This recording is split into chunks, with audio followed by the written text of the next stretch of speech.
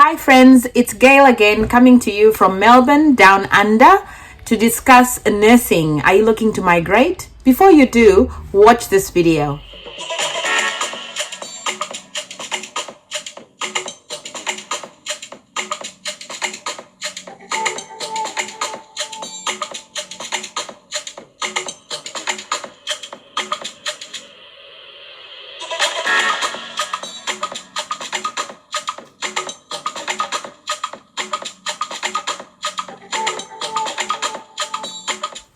Welcome back. Thank you so much for tuning in.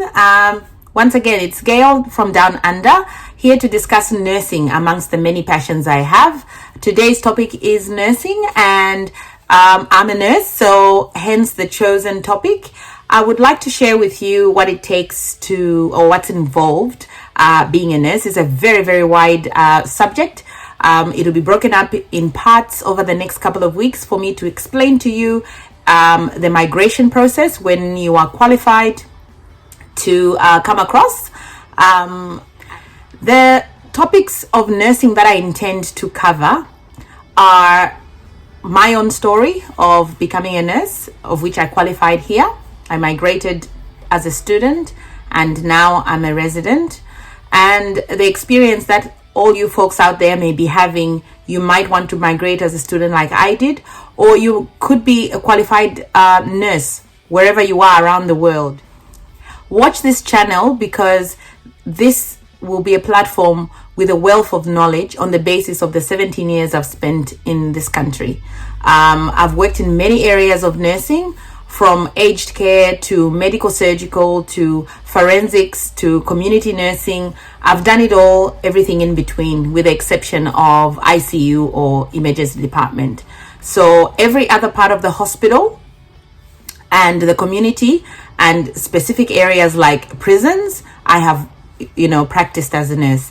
So if you want to know more about that, there will be many segments that will cut across the subject of nursing, and more videos will be made on the basis of your demand and your questions, and I'll respond to those by compiling the questions as we go along and get to know each other. So stay tuned. I thought we should start from the beginning, which is for us to define what exactly is involved, or rather the registrations required or that exist in Australia. It's come a long way from 2005 when I came out here to study to become a nurse. And that being said, nursing had registration that didn't allow for you to practice interstate.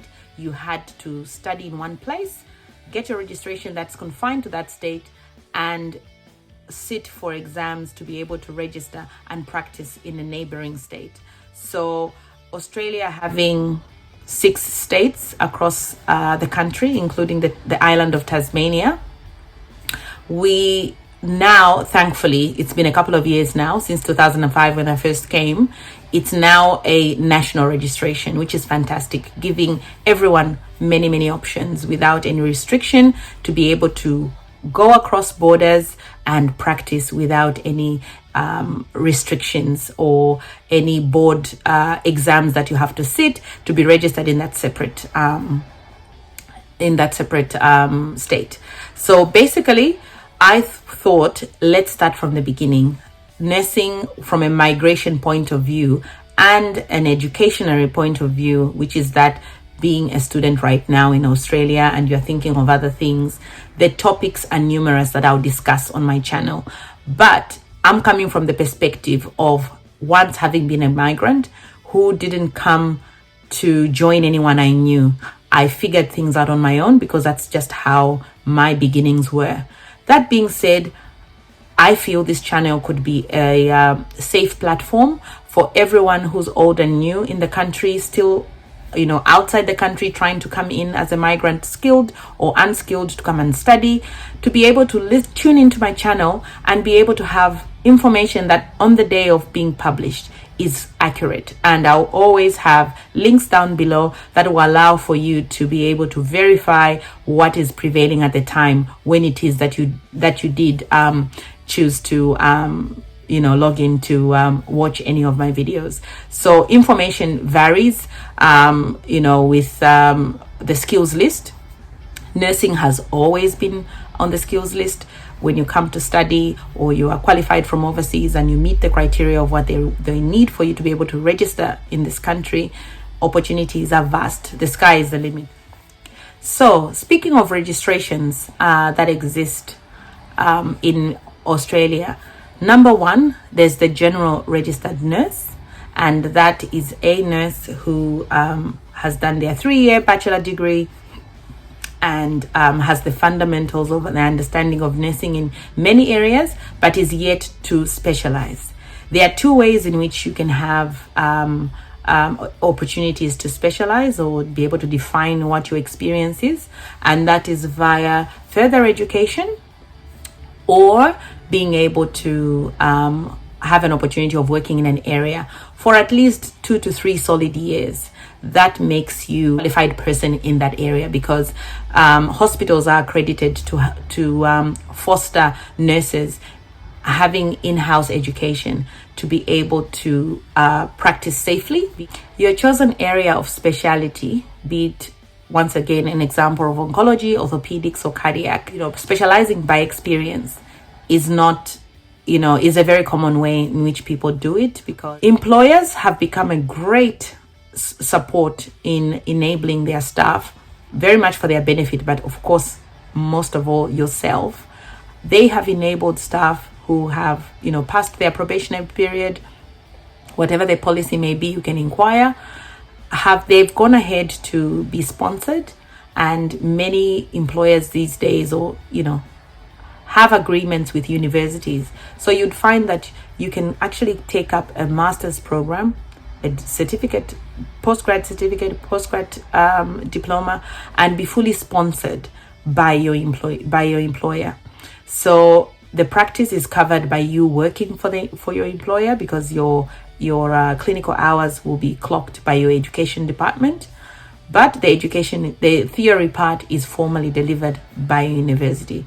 So when it comes to educational opportunities, they have really come a long way in the 17 years that I've lived in Australia. I've seen, things, improve so much for us as nurses. So most of the times it's left for you to actually take it upon yourself to, seek those opportunities. You find a lot of hospitals, especially big ones, have agreements with, universities, but the staff don't take a moment to, go to their education department and find out what they have on offer, because there's lots that staff don't actually take a moment to tap into. And today I'm asking you to take it upon yourself to go and ask. If you've never done it before, do it today, because there's many resources that you have as an extra on top of being employed with your respective health center, be it a hospital or a clinic or a facility, that they actually could have courses, educational programs that you can actually tap into and benefit, for yourself beyond the time that you would have been employed with that company.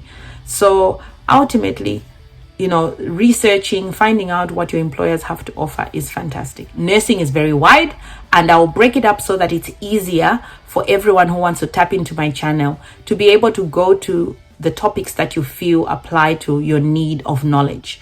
And it's all based on my experience in the vast areas that I've chosen, to work in. So ultimately, it's really up to you as a nurse or a prospective nurse wanting to study to become one, to take a few tips from this video to help you charter that next chapter into your life. So, pick whatever you can out of, the ideas that I'm giving you today, and hopefully they'll be able to assist you to, give you some direction that might bring some positivity in your career. So in a different topic, I will discuss the differences between an EN, an endorsed enrolled nurse, and a registered nurse. So for this moment, we'll end it at just discussing the main differences, that one is qualified with a diploma, one is qualified with a degree, and they both work together in all facets of nursing with the exception of ICU. So if you have a chance to be able to come across down under, please take the leap. I did it 17 years ago, and I'm sure you can join us. More information will be coming through in the many other segments that I'll be uploading in the next few days, and I hope you can stay tuned, because it's definitely something that I would have wished was available to my disposal when I first came out. But so do take the leap. You need to be brave, and I'm here to be brave with you, to help you, mentor you into the process, through the process of migrating to Australia. It's a wonderful country to be in. It's very, very safe. Few countries are as safe as Australia is. Please take the leap. Please join us on this wonderful island. We were one of the few countries that was least, affected by COVID, which, ravaged our world, which will never be the same. And, a lot can be said about, what could have been done better. But long story short, we had the very, very least effects of what COVID did to the rest of the world. And it's a credit to the leaders that were looking after us, as well as the geographical advantage that we have, being an island quite removed from the rest of the world. So those two main things put together, we fared pretty well through COVID. So it's a wonderful time. The world is opening back up. This is the time when you should be looking and investigating and finding out, are you happy where you are? Come and join us. I've only been in Melbourne in terms of living. I've visited other cities, but I could never live anywhere else. I love Melbourne, and that's why I remain here. So stick to my channel, have your notifications on as we have more topics that are related to nursing, related to migration per se, related to our community. Thanks for looking us up, and I will see you in the next installment. Thanks.